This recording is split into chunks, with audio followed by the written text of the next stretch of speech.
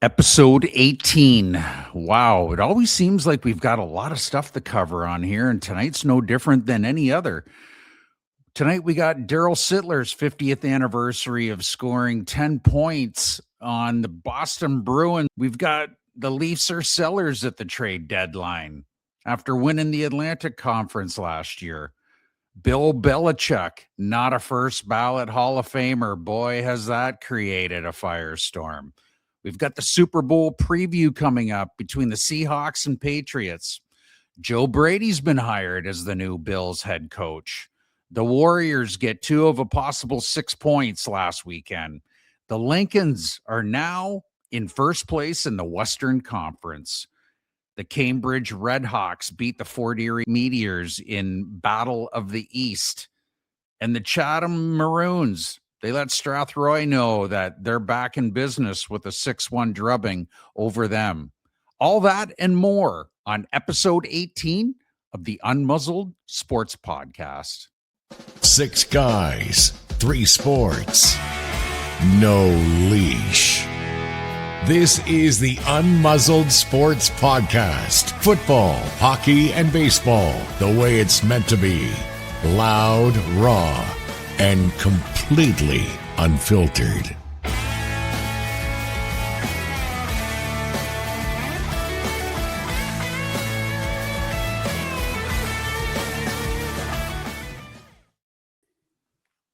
What's going on, gentlemen? We're here with Ian Shank and Brian Hawley. How's it going, boys? Good. All I know is the weekends aren't long enough right now. Right? Yeah, it seems like even though football, college football, and soon to be NFL are dying down, we got other sports picking up. I was noticing that after the Leafs play tomorrow night in Edmonton, then the NHL takes a break until the Olympics, and like Halser's chomping at the bit with spring training around the corner. Like, man, oh man, it's what a great time to be. Look at the Tigers. 16 more sleeps. 16 more sleeps. College basketball is heating up too. Yeah. March Get Madness. that going. So yeah, March Madness is only what, 5-6 weeks away, or not even that. What a time to be alive, boys. I got to start it off. Today I was down in Toronto with a good friend of mine, Ted Killer, and they had a luncheon celebrating Darryl Sittler's 10-point night. This Sunday is the 50th anniversary that he had 10 points at Maple Leaf Gardens. Wow. And it was awesome. Dave Hodge was there, Brian McFarlane, Paul Romanek from TSN, a lot of really cool people there. And to hear funny stories from Dave Hodge and Brian McFarlane that anyone under the age of 50 probably is going, who? But good times. So I'll maybe post some pictures or videos of that luncheon. Sittler was supposed to be there, but apparently he was told that he needed to be in Florida for a family celebration of his 10-point night on Sunday. So he's actually down in Florida. He was supposed to be there, but didn't make it after all. So, all right. Speaking of my Leafs, they're officially sellers. What the heck happened there? They go from winning the Atlantic Division last year to now being sellers. Schenker, we'll start with you. What has gone on with the Toronto Maple Leafs? Where do we start with these guys?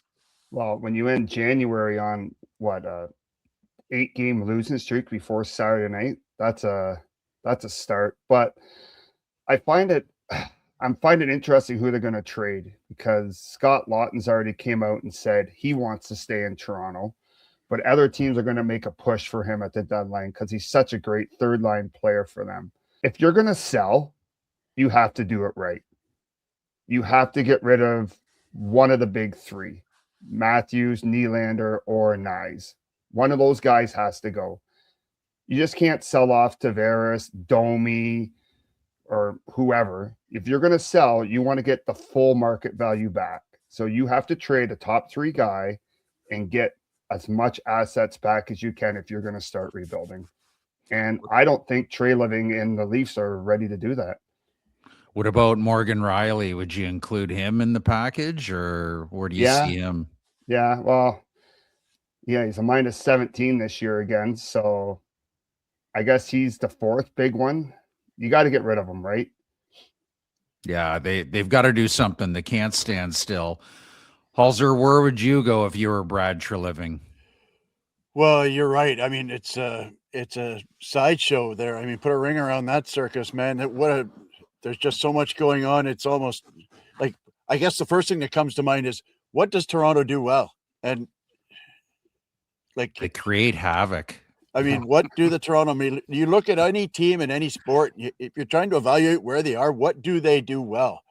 Well, you're really at it hard pressed to come up with anything that they do really well.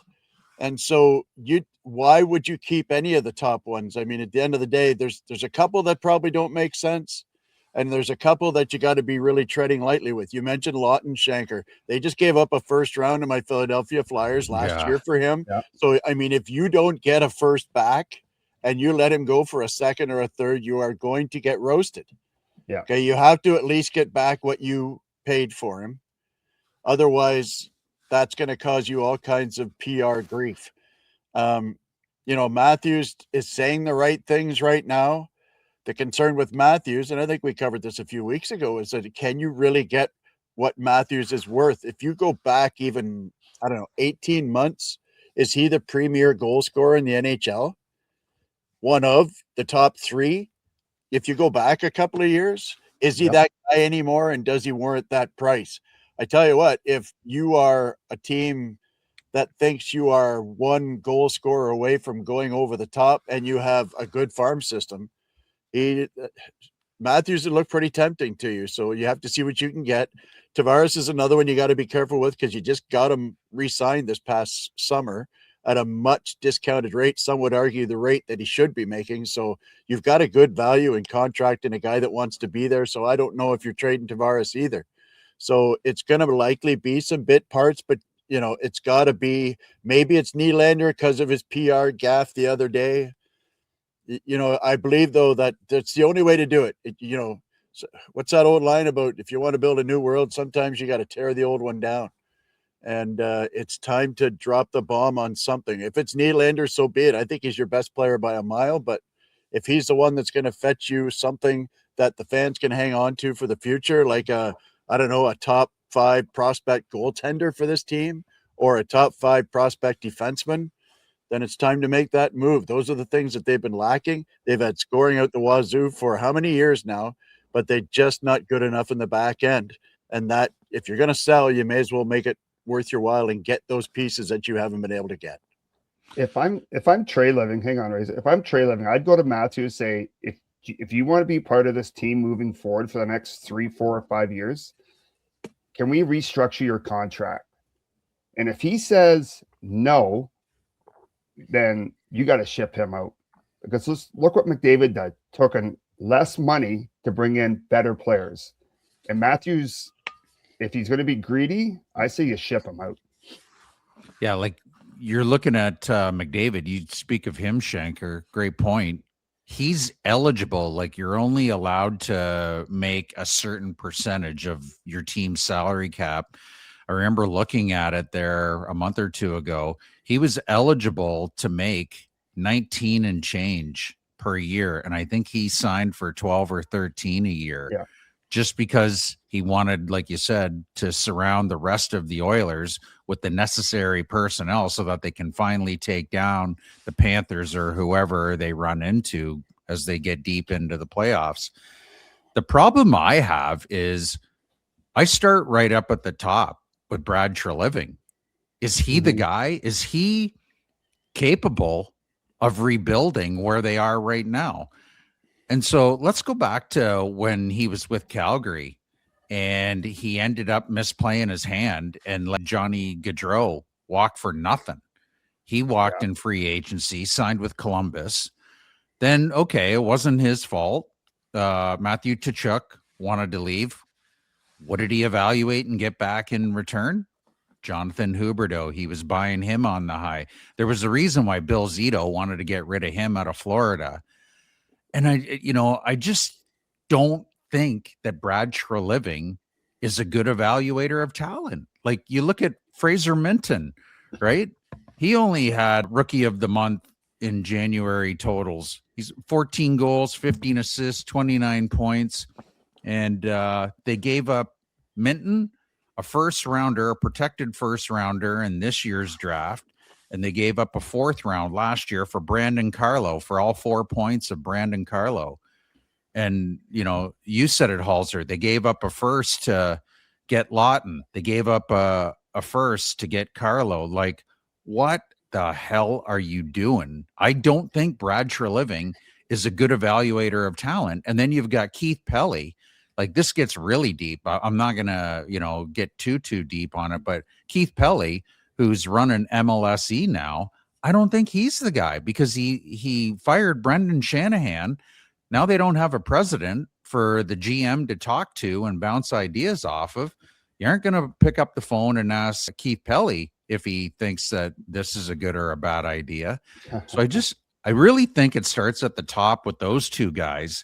And yes, it wasn't Treliving who injured Tanev, who's only played 11 games. OEL's been hurt for a bit of it, but you know, your only rookie that is of any significance is Easton Cowan. He's got 17 points. There's nobody else after him. Their goaltending's been on and off. Hildeby's got a .912 save percentage. Wool's got a .909, so not terrible, but they haven't been able to replace Mitch Marner's 100-point power play specialist from last year. And when I talk about evaluating talent, take a look at what Bruins GM Don Sweeney did. Realized that they weren't going to do it. He ends up trading Brad Marchand, rebuilds the cupboard there. Then he fleeces Brad Treliving with the Carlo trade, getting Minton and a first. That's what Treliving needs to do in order to rebuild the cupboard. They aren't going anywhere this year. And if they were able to make the playoffs, good luck with that. They're not going to go very far. So you might as well sell off some assets and try and rebuild the cupboard. But Bill Zito's another guy who took over Florida back in, I believe, 2000. And what did he do? Goes out and gets Tkachuk, goes out and gets Sam Reinhart, goes out and gets Gustav Forling, waived by the Carolina Hurricanes. These guys are good evaluators of talent, and I don't think Treliving is capable of doing that. And the other GMs in the league know this too. And I was going to bring this up later in trending, but Treliving better be careful, because there was a GM that just stepped down today in Nashville. Yeah, Barry Trotz. And he'd probably be a good fit in Toronto to fix a falling team. He's been a good coach, Schenker. I don't know if he has the ability to, like I said, evaluate talent. He obviously thought it was a good idea bringing in O'Reilly and from Tampa, Stammer, and Bradley's been fine. It's been Stamkos that hasn't lived up to his potential. Yeah, and that's what Tampa, John Cooper and the boys in Tampa were like, dude, you're on the back half playing 9. And you're not worth the money that you want. Stay here. Let's win some more cups. But he chased the dollar, and look at how it's played out for him in Nashville. Let's move on. In other big trending news, Bill Belichick apparently winning 6 Super Bowls with the Patriots and 2 more in New York with the Giants isn't enough to get you in on a first ballot Hall of Fame. So the internet has blown up. The NFL is taking heat right now. They're calling for heads on the voters because it sounds like Bill Polian, ex-GM of the Bills and the Colts, who had an axe to grind with Belichick, has convinced enough people that in order to make him pay for Deflategate and Spygate, that he didn't deserve to get in on the first ballot. Let's start with you, Halser. What the heck does the NFL do going forward from here? Well, it just strikes me that this is a case where you've got voters who have lost track of what their job description is. Your job isn't to judge people. He got suspended. He got in trouble. He got fined a couple of times. Spygate, Deflategate.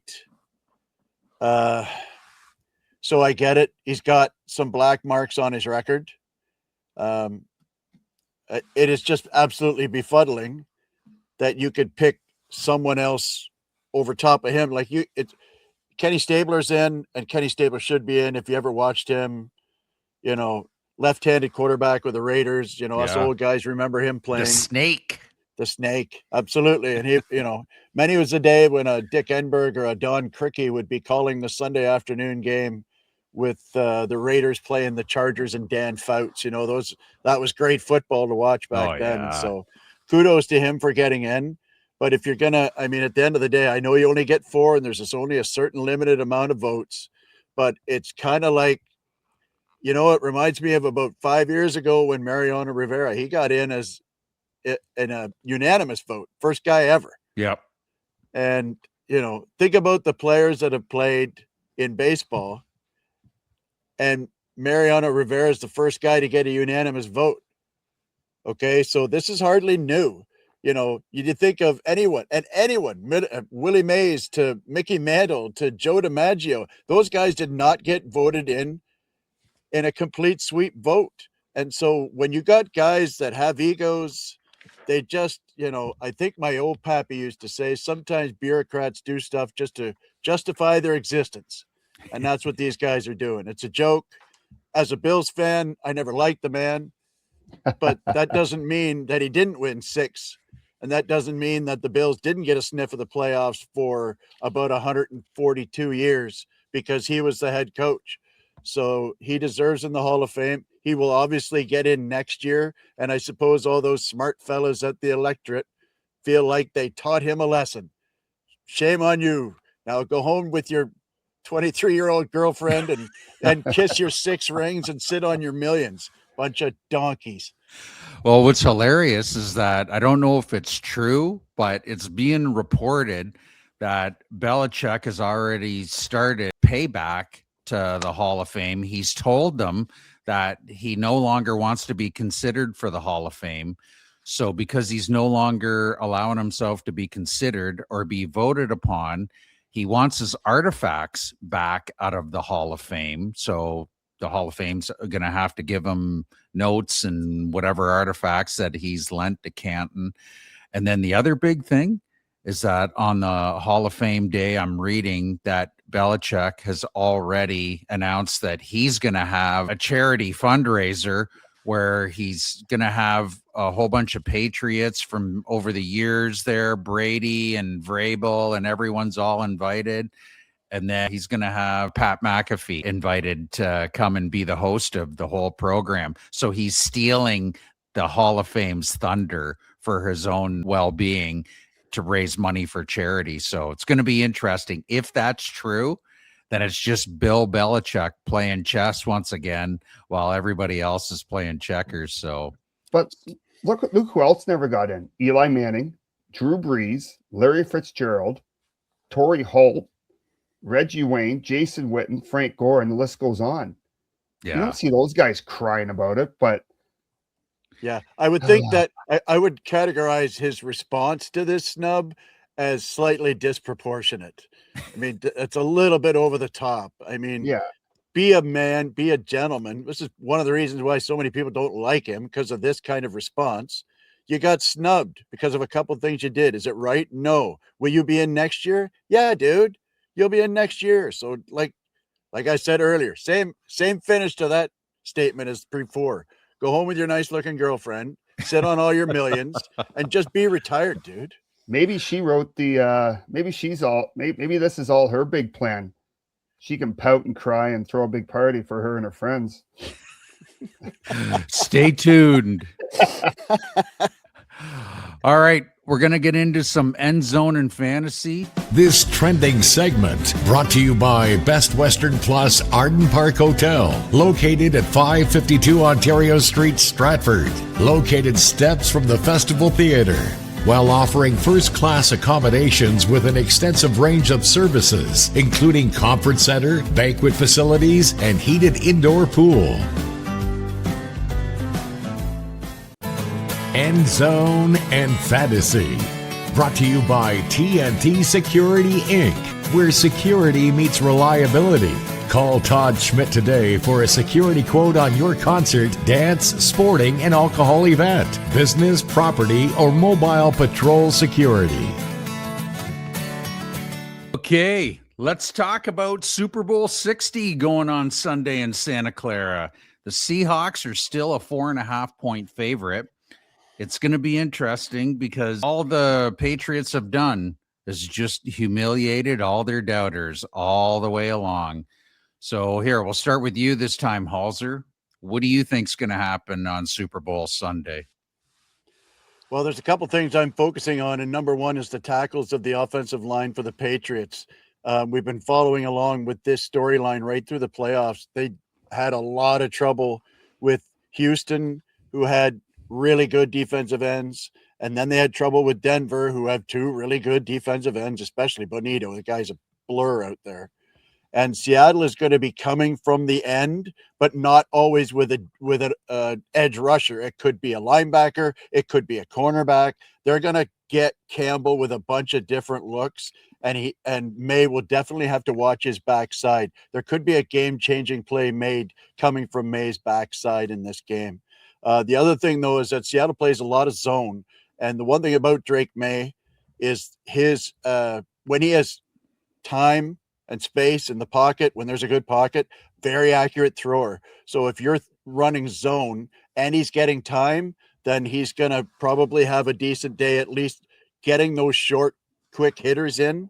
And I think the big key for them offensively is to mix it up. Don't get yourself third and long.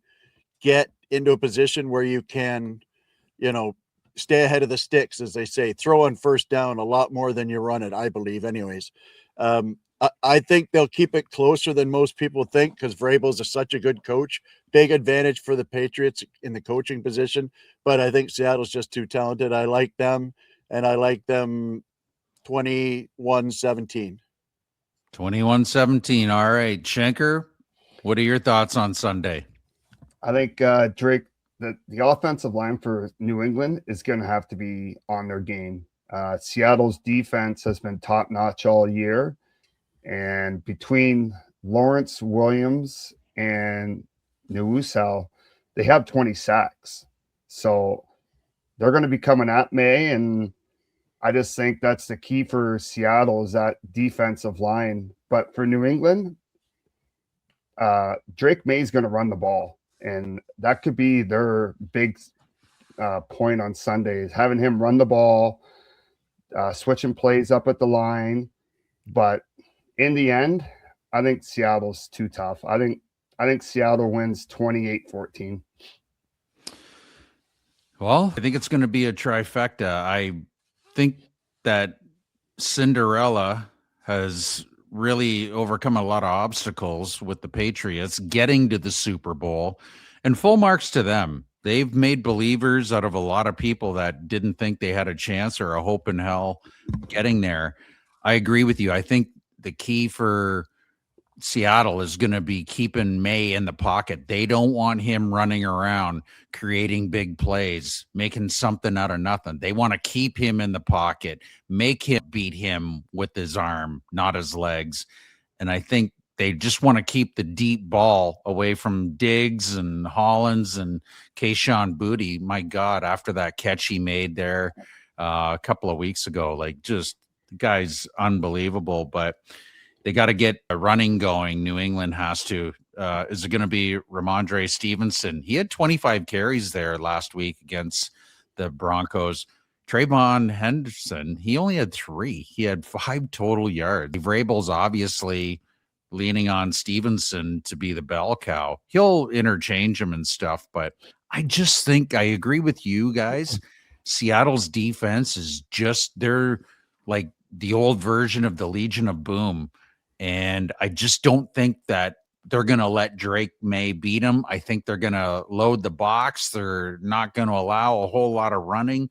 And then you got JSN, who's playing lights out. You got Rashid Shaheed that they picked up from New Orleans. And you got Cooper Kupp underneath making plays again, looking like he was at the Super Bowl a few years ago with the Rams winning MVP. As long as Seattle can maintain ball control and not have Kenneth Walker turn it over, I think you're going to see Seattle win this one. I don't think it's going to be a shootout. I'm going to say 2017 for the Seahawks for this one. So it's going to be interesting. I was reading today, the teams that wear the white jerseys have won 80% of the Super Bowls.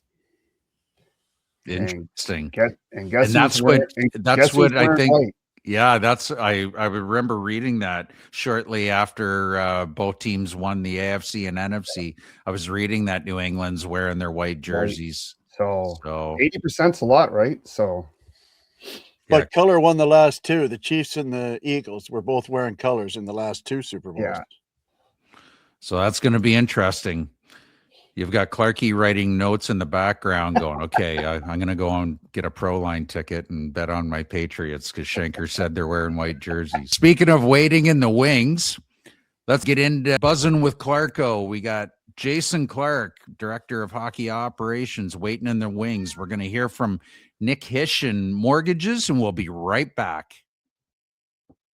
Buzzin' with Clarko, a weekly roundup of the Stratford Warriors with Jason Clark, brought to you by Nick Hishin of Indy Mortgage, the independent mortgage company serving customers from coast to coast with access to well over 50 lending options available. Give Nick a call as he works for you, not the banks. FISRA license number 12403. Yes, guy. Clarkey's in the house. How are you, brother? Patriots by a million. Book it. Yes, book it. Well, it wouldn't surprise me. Yeah. Nothing surprises me. The way that they've made believers out of all the disbelievers. Well, every week, they have no chance against another great defense. Right? Yeah. So we'll see what happens, but I'm sticking with the Pats. Yes, you will. Yes, you should. You've come this far with them. So yeah, that's right. How's things? Tough weekend. You had 3 games. You went to London on Wednesday. You had Kamoka in town on Friday. And then you went to Elmira on Sunday. So let's start with Wednesday down in London. You lose a close one, 3-2. What happened down there? Yeah, I wasn't at the game, and I had business going on here in town, so I didn't even see it on Flow Hockey. But traditional London Stratford game, another tight 1-goal game, back and forth. I imagine it was a little physical. I know there was some penalties real late in the game there. We got our 1D man, Will Coward, got suspended for a couple games for a hit with about 5 seconds left to go in the game. And I think there were some things going on between the benches. So, just another battle against London, right? Teams always play each other really, really tough. There's some physicality to the games. And again, as like I said earlier, it's a 1-goal game. So every time we play those guys, it's a very tough battle. And I would have expected it was nothing less than the same down there Wednesday night. Yeah, just looking at the stats as well. Bender takes the loss, stops 32 of 35. Penner got the win, stopping 33 of 35. What can you say about little episode at the end of the game there with Coward? I was with you when you got a phone call from the announcer. I know that he felt terrible after he talked about it on air. The guy manned up. For those of you that don't know, the announcer for the London game said some things I'm sure he probably wish he could have taken back, but what exactly can you say about that? Yeah, nothing really.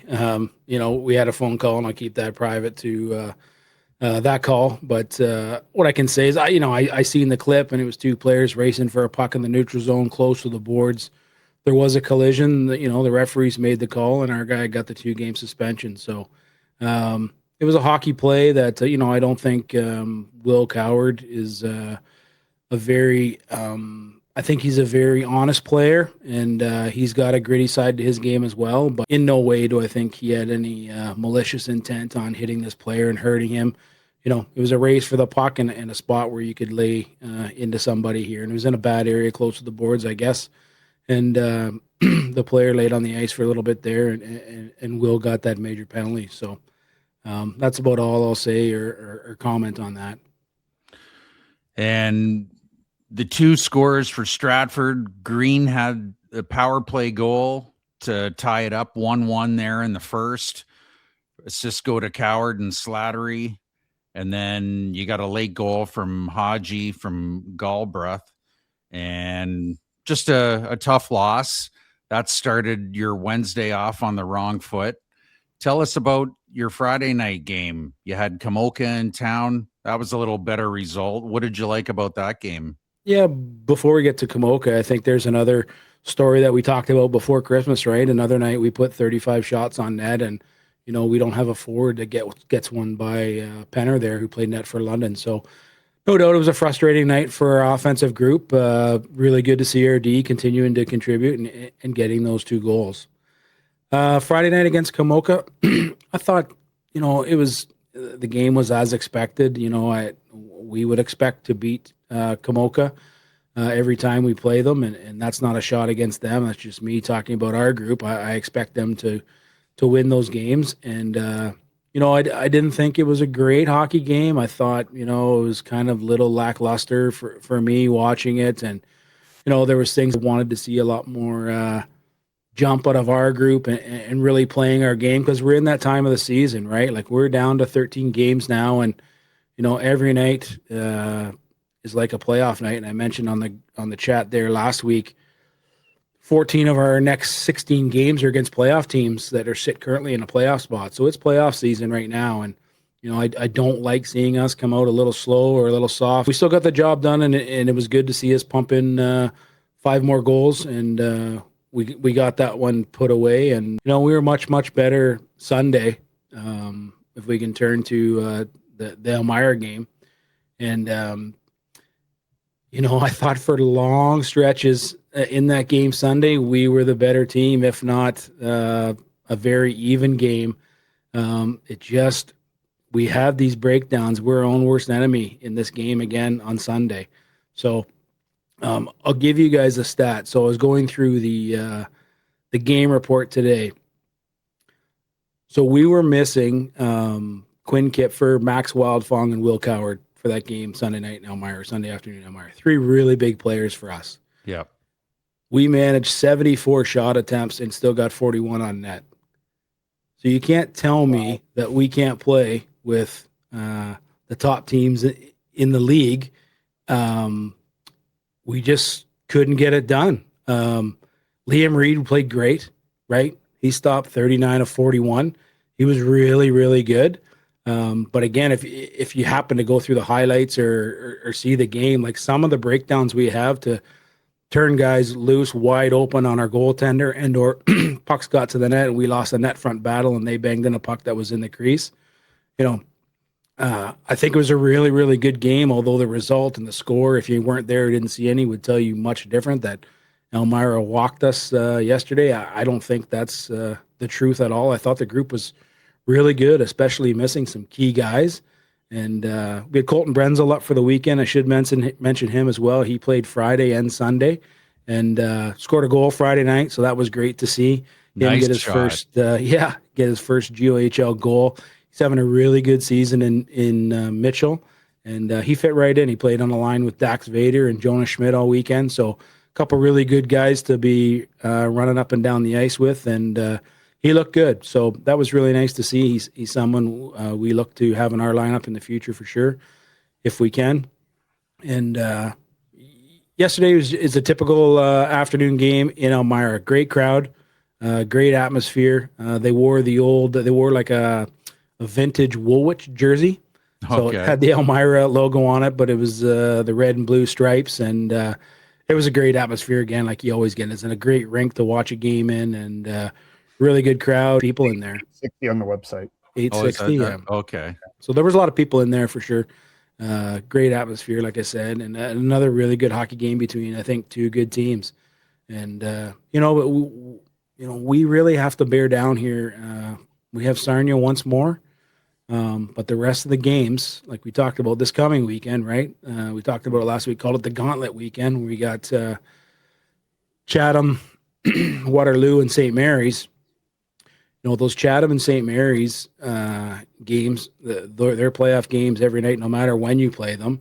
and especially a bit of a rivalry that we have going with both of those teams from playoffs last year, and then our proximity to St. Mary's. That's building rivalry, and we haven't beat them yet this year. And Waterloo, they're fighting for their lives to jockey for their spot in the playoffs as well. So they're never an easy game, a Waterloo Stratford game. So really 3 rivalry games for us back to back to back this weekend. And we're looking for a nice long week of practice here, tweak a few things.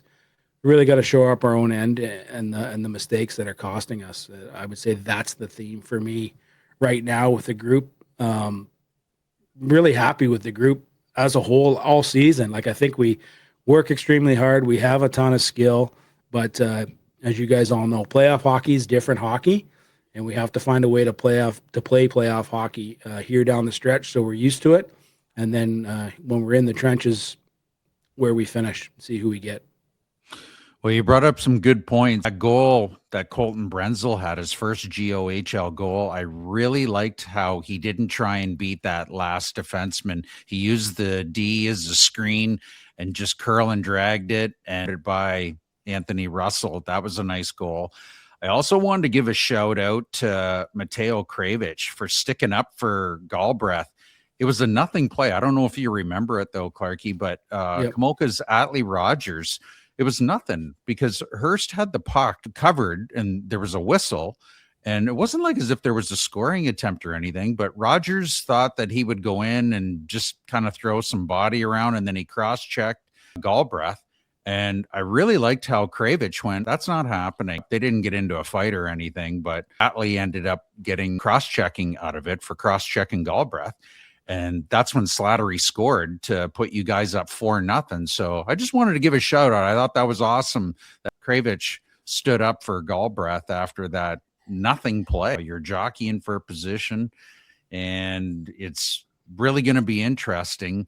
Like, you've got St. Mary's now in first, and you've got you guys still with a couple of games in hand. Just looking at the stats, St. Mary's is in first with 62 points. 38 games played.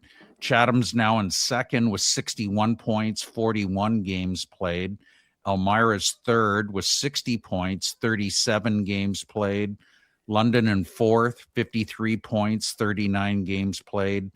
And you guys in fifth with 52 points, 37 games played. So lots and lots of hockey left, but you've hit the nail on the head. You're running the gauntlet this weekend with Chatham, Waterloo, and then our Stone Town Lincolns coming to town on Sunday afternoon before Super Bowl Sunday. So, it's quite the full weekend for us. Yes, that's for sure. So we're looking forward to it, though. Kind of the weekends you don't really get, right? It's the old tournament weekend when you're a kid. And you never really get these, and then you never really get these 3 type of teams that would roll in or out, right? Like depending if you were on the road or not. So it's great for the hockey fans that are around this area. There's going to be 3 really, really good hockey games in Stratford this weekend. So we're really looking forward to it, looking forward to the challenge. And, we'll see where we lie after those games. And as long as we compete really hard. And, I was talking to the coaches here at practice tonight before they went on the ice, and I talked that we're gonna have some sore bodies Sunday evening for Super Bowl. Playing those type of games. If we're playing the right way, we should have some really sore bodies getting through that, and see what we look like on Monday morning. But as long as we play hard, I think our chances are as good as anybody's, and we're just looking forward to the challenge. Well, before we let you go, just wanted to give a shout out to Joe's Diner. They're going to be making the chicken dinner meals for you guys before the game on Sunday afternoon. It's 3:00, if I'm not mistaken. Okay. Halser's shaking his head. Yeah. 3:00, Almond Arena, $40 for a half chicken, coleslaw, dessert, and that gets you into the game as well. And it's a good fundraiser for the Stratford Warriors. So come out, support your Stratford Warriors, and then you'll still be home in time, folks, to see kickoff for the Super Bowl at 6:30. So, well, seeing as the Super Bowl is a dog this year, you may as well go to the hockey game. Yeah, exactly.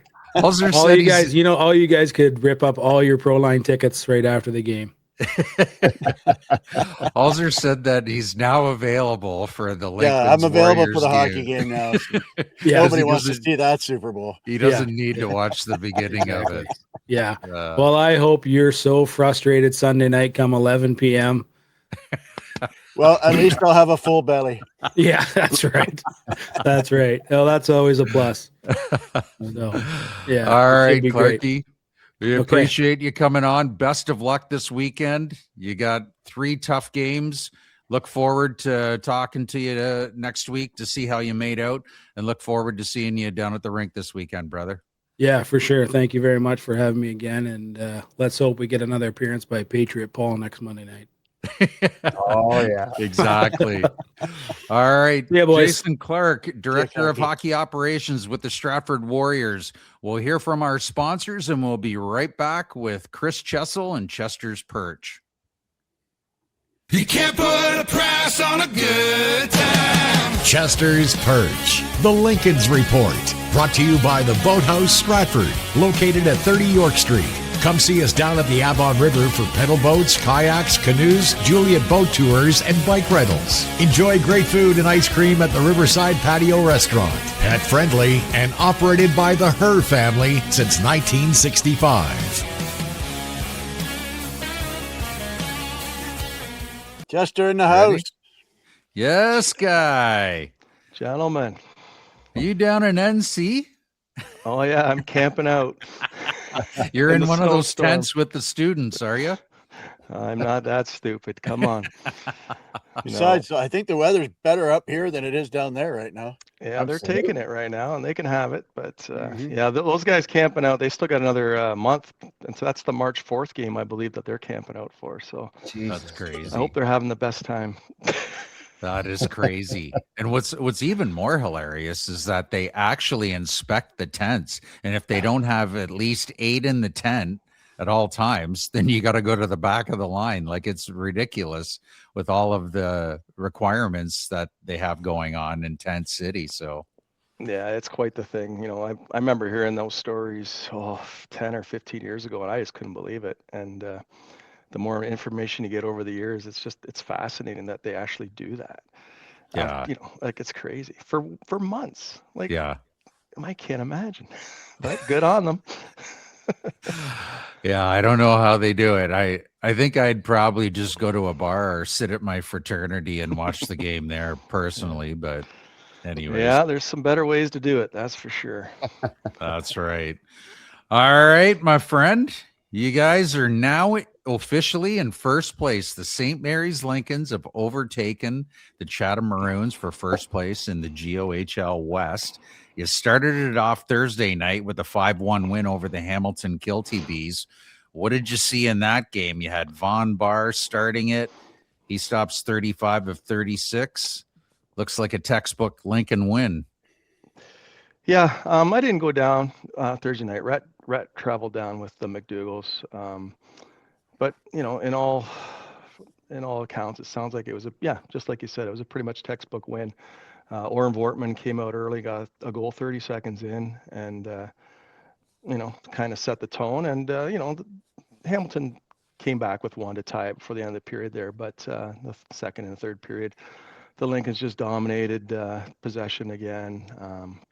They outshot them, I believe. What did I see? 36-35. Yeah, which wasn't bad. But Vaughn played really well. I watched some of the highlights. Vaughn played really well in that. And, Owen Vortman, like I mentioned there, he's on fire right now. Yeah. Owen had some stretches through the season where he, we really needed his offense to come to life here. And he has come to life the last week or so. He had a fascinating weekend. He had the 2 goals in the first on Thursday night, and he continued all weekend to score. So Yeah, he's on 2 fire on right now. Thursday, 2 on Friday. Yeah. And then he had another one on Sunday. Yeah. I think he had 1 and 1 on Sunday. Yeah, he had a great weekend altogether. So it's good to see him firing at all cylinders right now. So you got, Chase McQueen Spence is playing really well right now. You got Vortman scoring. Moore is always a threat every time the puck's on his stick. And then you got our secondary guys really starting to fill the net as well. Kyle McCauley got another one in Hamilton on Thursday night. Haji got another one. Alzinga. Those are the guys who need to score, because once we get deeper and deeper in the playoffs, these teams are going to try to shut down those big lines, and and if the secondary guys can score, it's going to open up some ice for the big boys to get loose. So all in all, right now, things are looking really good. And Thursday night was just, go down there, take care of business, bit of a road trip, but, it was all good, and real happy to get those 2 points for sure. I heard you had another local boy having his GOHL debut on Thursday night down in Hamilton. We did, yes. It was Hudson Chaput. Oh, yeah. And we should mention, too, that the week before that, we did have a St. Mary's boy make his debut. So I want to give a shout out to St. Mary's local boy, Declan McCotter, who made his GOHL debut last Friday night. And then, yes, we had the other Chapeau brother come into Hamilton on Thursday night and played a really good game. He had a couple of really good scoring chances, actually. So it's good to see these guys getting an opportunity to play. Unfortunately, we've still got some injury issues that we're dealing with. So, but you know what? We're in good shape. Those kids get a chance to come out and show themselves, and it's great for the community, great for their families to come out and watch. So it's fun.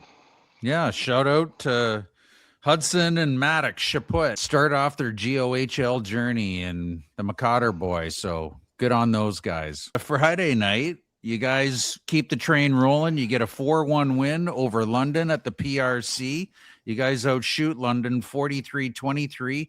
Booth Houseco stops 22 of 23, and Bertolin 39 of 42. It looks like on the highlights, Bertolin played really well. Booth Houseco played well, which you expect, but Bertolin, it looks like he had a good game as well, kept them in it. Yeah, I thought he played a great game. That game could have got out of hand real easy. He was solid. He's not a super tall goal. He's about 6 feet, but he's a big boy, and he moves pretty well. He's been pretty consistent this year with London too. I think his numbers are pretty decent. But yeah, he had a great game Friday night and definitely gave them a chance to win for as long as he could. But London, I was looking at the rosters from back in October until this past weekend. It is an absolute. There is nobody left. No, I mean, Pomerleau wasn't there. He was away. And then they did have a couple guys up at the McPherson tournament. 3 guys at the McPherson, including Campo. So yeah, he was really good. Yeah, they were missing some. Pretty much between the 2 leading scorers that they got rid of and the 2 current leading scorers that weren't there, there wasn't much there for them. They're still quick, but they didn't have much offensive giddy up to them. Yeah, and the biggest thing I noticed too, they're just not the same team. They're not playing the same way. Like they did not come into St. Mary's and act like they used to for the last 3 or 4 seasons. I think there's been a bit of a change there in the attitude, a bit of change in obviously they had a change behind the bench. And I think maybe they're starting to lean a bit more towards the skill and speed of the game, which they have lots of. So to be honest, they remind me of Stratford, where they like they're really quick. Their forwards are super fast, but they don't have that sandpaper that they once had. You know what I mean? And so that was really something that struck out to me, was the fact that the guys who were there, they were really skating well. They put a lot of pressure on St. Mary's back end, but there was very little finish in the checks and nothing open ice stuff. It was very finesse. And again, we look at the score sheet. Owen Vortman started the scoring for us again on Friday night, and then Lincoln Moore had an absolute beautiful goal. Oh, what a dirty curl and drag! Drilling, it was just right in front of me. Yes, and everybody in the section, like it was a good crowd. There was almost 900 there, I think.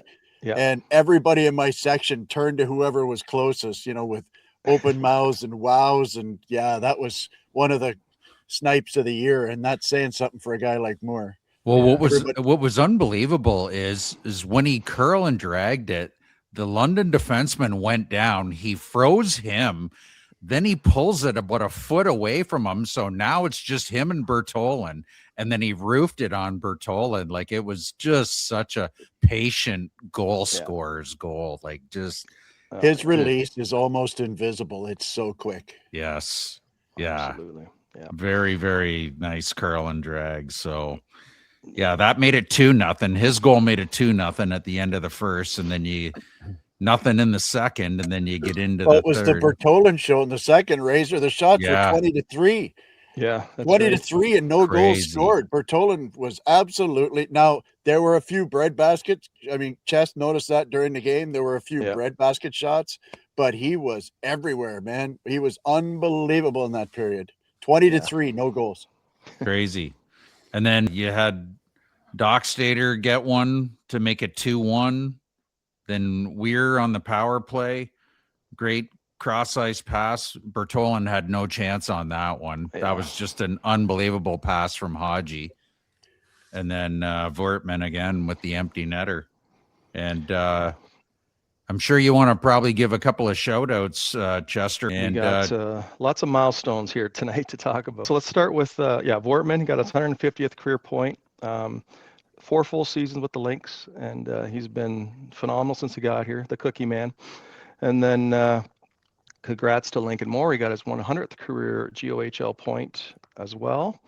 I think about 35 games with St. Thomas last year, and then the last year and a half has been with us. So good to see him, and and if God willing, if we can get him back for another year, we'll get to watch those numbers continue to rise. And then Captain Chase McQueen Spence set a franchise record, 184 career points for the Lynx.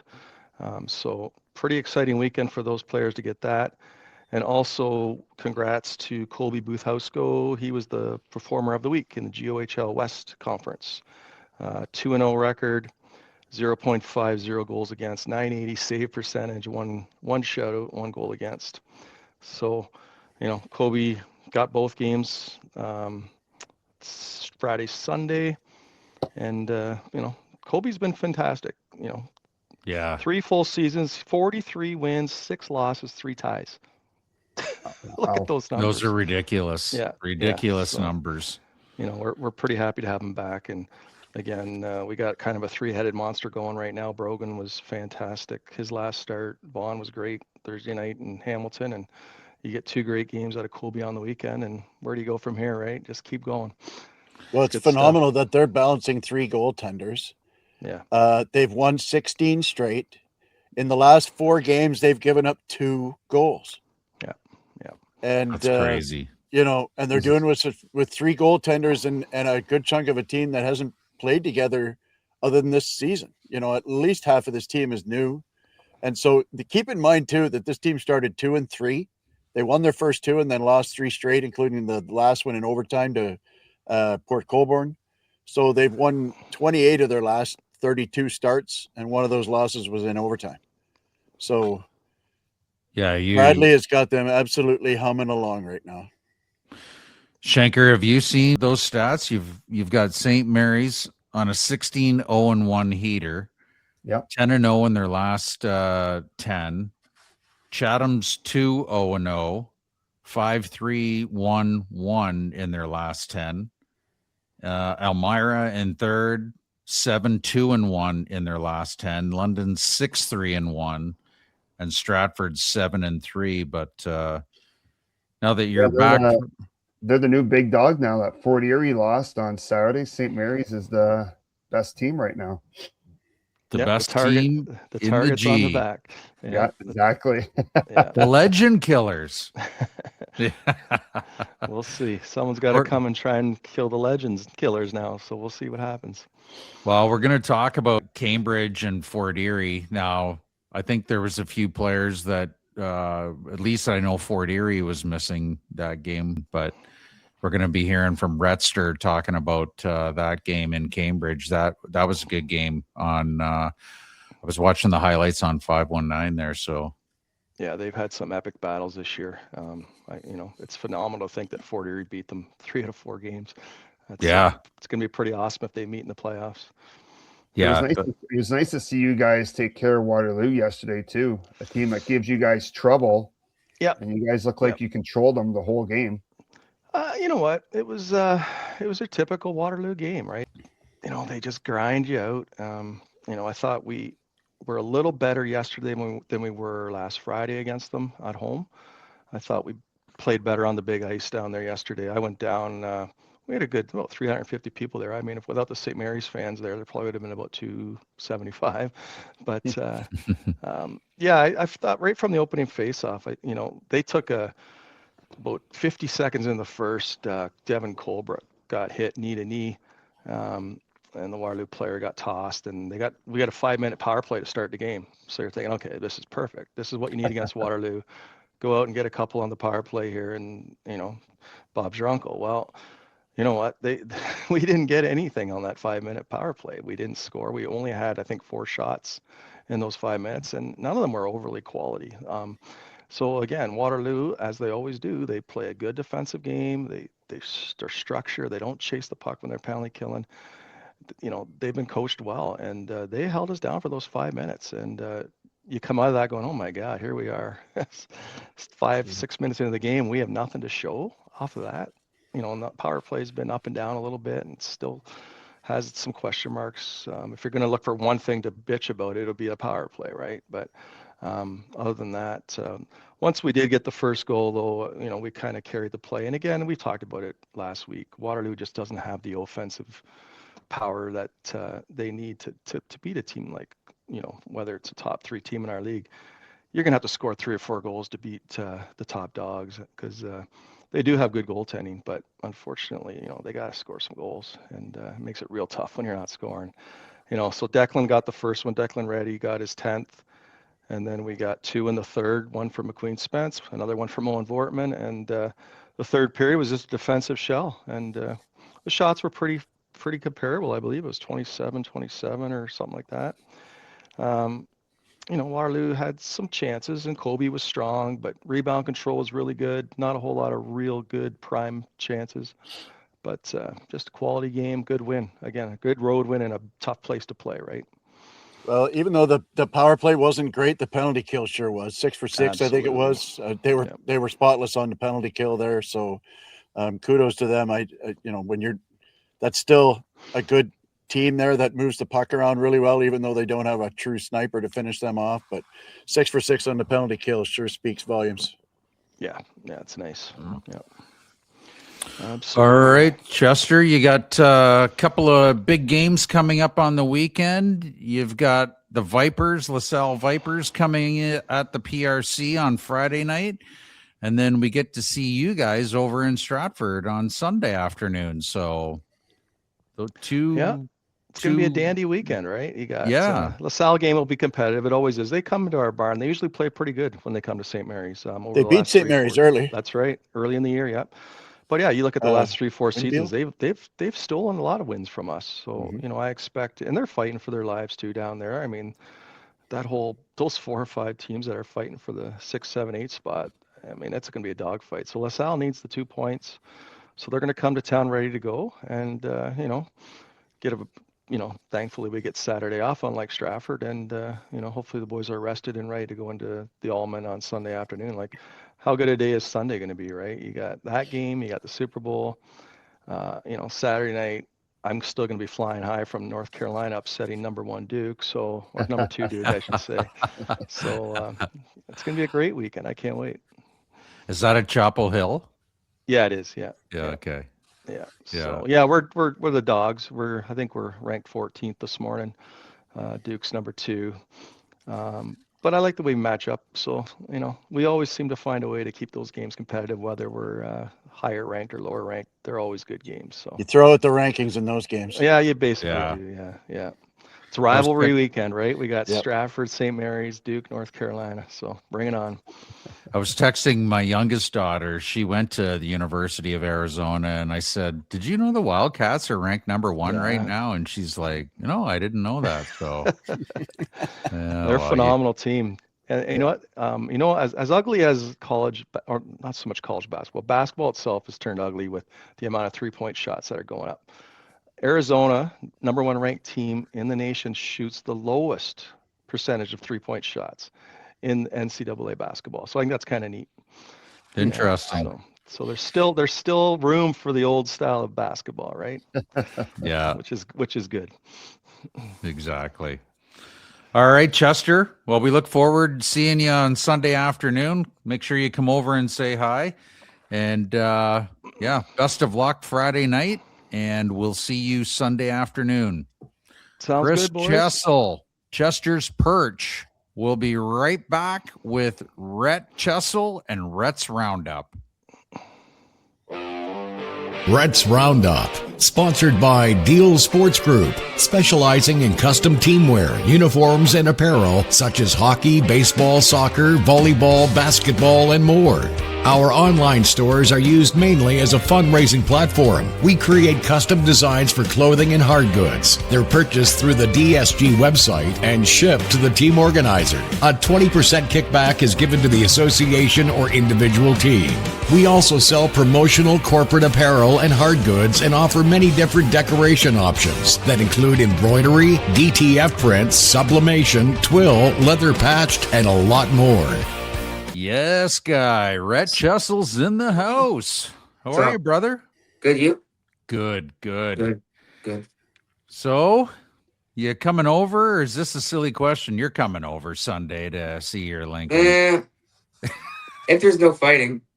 If there's no fighting. Yes, I'll be there with my cowbell and with my Lincoln fans, and we'll get a win. I'm not too concerned. Nice. Stratford has to play 2 other games, so they'll be tired. Well, I don't know if you heard Clarkey say, but he's already talked to the Stratford coaches, and he says our boys are going to be very sore Sunday after the Lincoln's game. So they got three huge games with Chatham, Waterloo, and you guys. So it's going to be very interesting. Yeah, hopefully they drop a few. Yeah. Brett, why don't you give Razor your horn to sneak in the side door for you? I got in trouble in Waterloo for it, and they didn't have any signs, so if we play them in the playoffs, look out Waterloo. I'll be bringing it again. Right. PSA to all teams, if you're not going to allow horns, put up a sign. It's so easy. Hey, well, I thought we would mix things up a little bit. Normally, we just talk about the top teams in the West Conference, but I was looking on the schedule, and we had some highlights to look at on 519 Sports. The Cambridge Redhawks took down the Fort Erie Meteors 5-3 on Saturday. You had Fort Erie out shooting Cambridge 41-30. Cambridge goalie Brandon Belcar had an unreal game, stopping 38-41. Losing goalie Raphael Tremblay stopped 25 of 29. But did you see those highlights, Rhett? What did you think of that game? I thought, another huge game for those two. Fort Erie has won 3 out of 4, which is quite shocking to me, considering how dominant Cambridge has been. Cambridge, they've already solidified, but they just want to, keep going. They're gonna win the East, in the regular season, I think, and it was a really good win for Cambridge in front of a huge crowd, over 1,000 people, which I was pretty shocked, but yeah, kudos to Cambridge. But Fort Erie is loaded up front, man. They got some big scores in Sam Tonelli, who had 67 points, Danny Adamo 44, and then as a second leading scorer on Fort Erie, but he missed the game because of the McPherson Cup, I believe. And then first half of the season, the Meteors were led by veteran goalie Finn Moffat, who I believe went to the O. You might have to correct me, but he had a 15-3 record with 1.99 goals against. But yeah, he was called up to the O, which I'm seeing now. Okay. So and then they acquired Raphael. Hopefully, got that right. Tremblay at the deadline. So he's done solid. He's 5-1 with a 2.38 goals against, which is pretty good. And then Cambridge with another great goaltending, Brandon Belcar, and Stratford's Aiden Hill. Hill is 17-1 with a 2.12 goals against, and Belcar is 19-4 with a 2.53. Cambridge is again, they score a lot of goals. Reed Gamage, who I believe is probably the top scorer in the league, and then Cameron Freeves, who is just another monster. So yeah, it was a really good game down at the Galt. Personally, I've never been at the Galt. I don't think ever in my life, but wow. If the Lincolns or Redhawks were to ever meet in the Sullivan Cup, it would be something. You got to put that on your list. That's a great rank. You know what, Rhett? For all the rinks that I've been at in my life, I haven't been to that arena either. No. What? I have not. No, we never played there. We never played there growing up. We always played in that old Galt. Yeah, the Galt arena. One side stands. Yeah, with the orange lights. Yeah, and the heavy security. Yeah. because there was fights every time you went to Galt. I always have this debate with people. The Galt Arena opened up 1 year before the Alman Arena opened up, but the Alman Arena has never missed a season. Any renovations that they ever did, they always continued their hockey season. Galt stopped for a season. So I always tell people they may have opened up earlier, but the Alman holds the record for the longest continuous running hockey rink in the world. So Yeah, two historic and amazing buildings for sure. yeah. Yeah, so you got Cambridge taking down the Meteors 5-3. It was an empty netter, so it was 4-3, and Fort Erie hit the post late in the game. That's going to be an interesting series if those two guys, which I would assume they're going to meet at some point. Well, I Fort think Erie's- it'll either be Fort Erie's Cambridge going or to have to St. beat Catharines St. or Catharines, right? yeah. So yeah, that'll Don't be a count heavy out St. series on Catharines. They're whoever. very underrated. Well, they have something like 18 career Niagara championships, and they were the champions of the East last year, so they know how to win in the playoffs. But Fort Erie looks absolutely stocked. I really, I'm cheering for Cambridge if St. Mary's or Stratford make it to the Southie, so that we can go to the road games, because I'm not sure I want to go to Fort Erie. right. But I love watching Fort Erie play, man. I watched that when they played them a couple of times, once at home in the regular season and also in the Southie round robin 2 seasons ago. And there's a lot of guys still on that team from there, like Adamo's younger brother and Tonelli, and there's a lot of guys on that team still from that team that played St. Mary's 2 years ago. Crazy. No wonder they're lighting up the way that they are. So every time I'm looking at the box scores, those two names are usually on them right at the top. don't be surprised if Fort Erie or St. Catharines makes it to the East and upsets Cambridge. Don't be shocked. I agree. Yeah. Mhm. Going to be interesting. Okay, we'll hop back over to the West. I thought it would be a good game when we were talking on the group chat about talking about it. I forgot that Strathroy was missing Ritson and goalie Seth Ronan, so it wasn't that great of a game. Chatham took him down 6-1.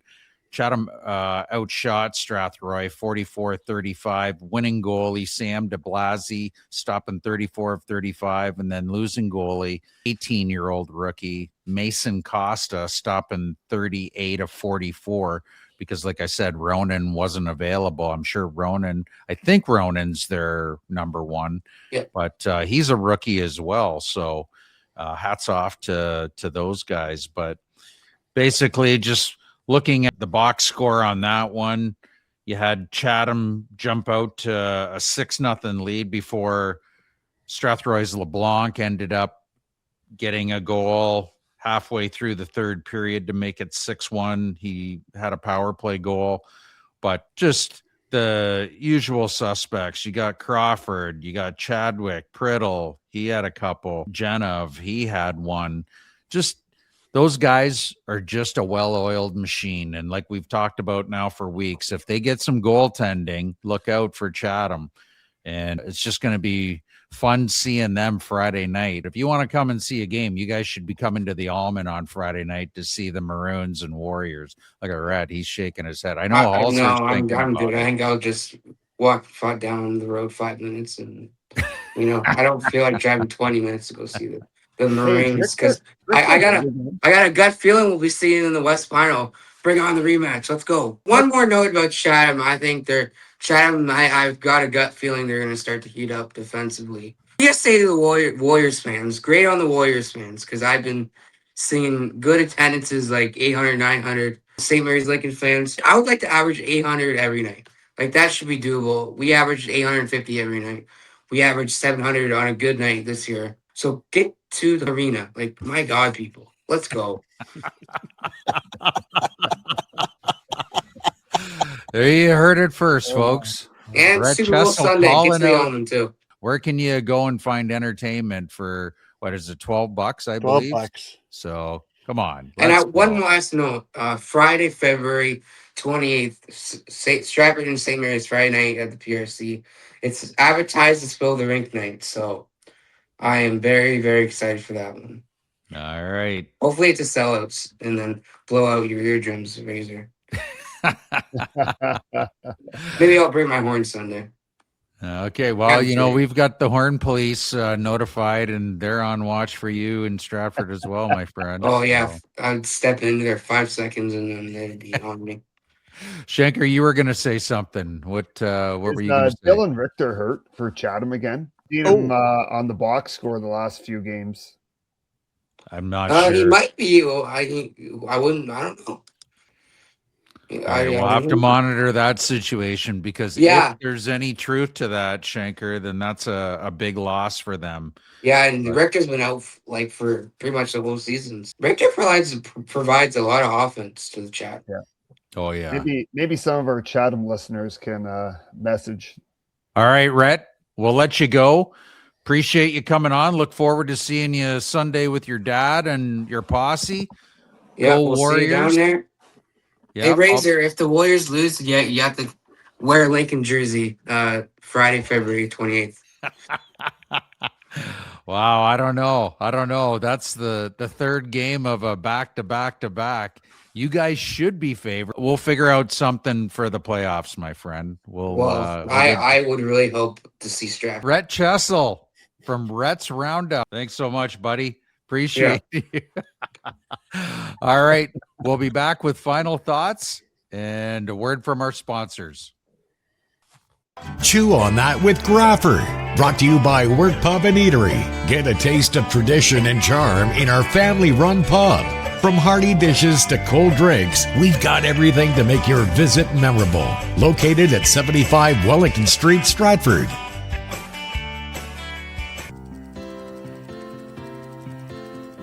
Railside Organics, Stratford's first and only Indigenous-owned and operated organic dispensary, located at 29 Monteith Avenue, serving those in need with holistic remedies. Come say hi to Curly and his staff and see why everyone is recommending Railside Organics.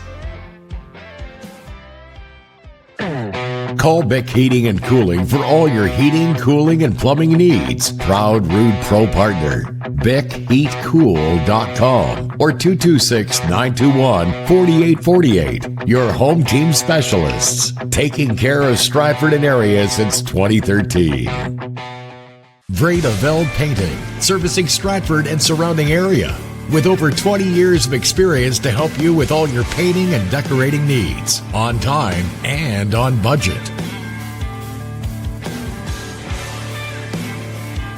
So someday we'll get him over his shyness problem. Yeah. Absolutely. You know what they say, careful for what you wish for. Yeah. Yeah. Well, you guys, I'm talking Halser and Rhett and Chester. You guys are the king of the castle right now. So you guys, like Chester said, you guys are the hunted. You guys are the big dogs. So, all right, let's have some final thoughts. Shanker, we'll start with you. Well, I got to give a shout out to the Tampa Bay Lightning. In their last 20 games, they're 17-3. This team was dead almost 2 months ago, and they've just lit it up. Jake Gunsel has just been carrying that team on his back right now, and yeah, they look good. Yeah, he had a beautiful snipe last night in the shootout. I thought you were going to say they were left for roadkill last night, down 5-1. In front of their home crowd at Raymond James Stadium, and then they come back and win a thriller in a shootout. So that was a great game. Yeah, it was. Yeah, really good. Halser, what are your final thoughts? Well, I'd love to say I'm going to do a shout out, but I want to know what in the hell is going on with the World Baseball Championship. As excited as I am for the Olympics, right after that's done, you're going to see a World Baseball Championship, and these are unbelievable competitions. We don't quite get the full value of the players because the pitchers aren't stretched out. They generally can only pitch 4 or 5 innings. But right now, what's going on with the Puerto Rican team is really baffling. There are insurance problems. So Francisco Lindor is saying that he can't play because he's got insurance problems. All the insurance runs through Major League Baseball. So the Major League Baseball is busy explaining to the masses why some of these players are having trouble getting insurance for a tournament that they put together over insurance that they themselves control. So what in the hell is going on here? It was a huge ad just today, being Monday. Edwin Diaz is going to play for them. So, but Puerto Rico is threatening to pull out of the competition if they lose one more player because of insurance problems. And I just think it's horseshit when you put a tournament like this together. I mean, what is this, communist Russia? Nobody has insurance problems or visa problems in this situation when they've already been back and forth so many times, right? And we're not talking about guys who have never played in the WBC. Lindor's played in 2 or 3 of them now. And why are we having trouble getting insurance for guys who are obviously going to be in that tournament? I just think it's absolutely stupid. I want to see the best players in this tournament. Already lost Freddie from Canada. It's going to be hard enough for Canada to win any games in this thing. But short of Canada playing, there's still, I mean, you watch the Japanese team, all those South American teams, the Mexican team's even strong. Of course, the Americans are strong. And so this is going to be a great tournament. Don't fuck it all up by doing something stupid like not letting guys play over something simple like an insurance policy. I think it's more political than anything, Halser.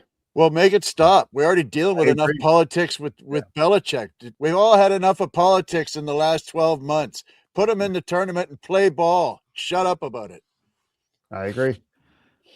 All right. And my final thought, I just wanted to give a shout out to all the people that felt strong enough to DM me, text me, thank us for Graffer's segment there last week on Chew on That, where he was talking about mental wellness. And my phone, I wouldn't say it's blowing up, but I've had multiple texts from different people thanking us for talking about that, starting the conversation. And it's just really nice to know that we are hitting a demographic that maybe sometimes does feel alone. And it was really refreshing to know that people feel good after hearing our podcast last week and us bringing up something that a lot of people don't talk about. So thanks so much for reaching out and letting us know that you're tuning in and listening to us. All right. Another great show, fellas. For Ian Shank and Brian Hawley, I'm Gary Ray. You're listening to episode 18 of the Unmuzzled Sports Podcast. Thanks so much. See you, everyone. Peace.